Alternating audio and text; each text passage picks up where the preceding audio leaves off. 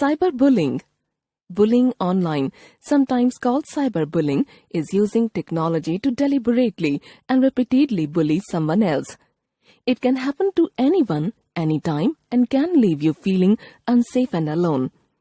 Bullying online can include abusive texts and emails, imitating others online, excluding others online, inappropriate image tagging, posting unkind messages or images. Bullying online can be offensive and upsetting, and you do not have to put up with it. With technology advancing so quickly, cyberbullying has become an increasing problem, with as many as 43% of kids reporting they have been bullied online at some point. Block unwanted messages immediately. Evidence: keep a record or hard copy.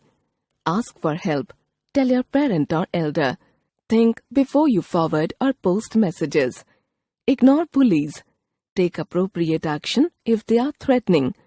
Never retaliate. Offense: cyberbullying can constitute a criminal offense. Watch out for others. It can happen to you.